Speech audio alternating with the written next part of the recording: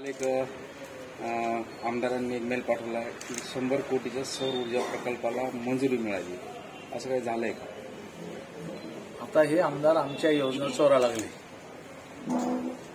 अशा प्रकारचा प्रस्ताव मी तयार केला. मी तो शासनाकडे मागणी केली की 100 कोटीचा आम्हाला सौर ऊर्जा प्रकल्प या ठिकाणी देण्यात यावा. अजून शासनाचा तो विचाराधीन आहे, मंजूर झालेला नाही. पण याचा पाठपुरावा मी करतो आणि याची माहिती जशी आमदाराला भेटली तसं तो आयता बिलावरचा नागोबा आहेच. तो फुकटचा जलसंपदा झालेलाच आहे. पाणी आम्ही आणलं तो स्वतःला जलसंपदा म्हणतो. आता 100 कोटी रुपयाचा सौर ऊर्जा प्रकल्प आम्ही या ठिकाणी तिथं पाठवला आणि त्यामध्ये तो म्हणाला की तो मंजूर झाला. आता यांना एवढं कळायला पाहिजे, अजून तो मंजूर नाहीये, कॅबिनेटसमोर हा विषय आलेला नाही, काहीच कुठं काही झालेलं नाही. फक्त माननीय मुख्यमंत्र्यांशी माझं बोलणं झालेलं आहे.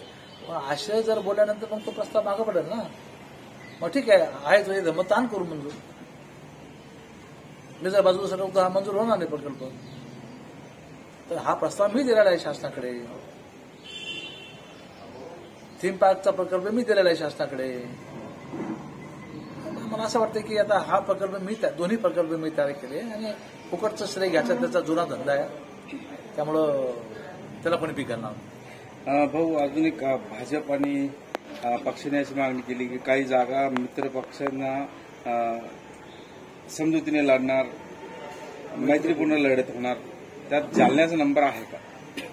आता त्याची मला कल्पना नाही. जालना ही जागा भाजपने मागितलेली एवढं मला माहित आहे आणि त्याबद्दल त्यांची इच्छा असेल मैत्रीपूर्ण लढती तर आमची तयारी काय अडचण नाही. लढावं मैत्री.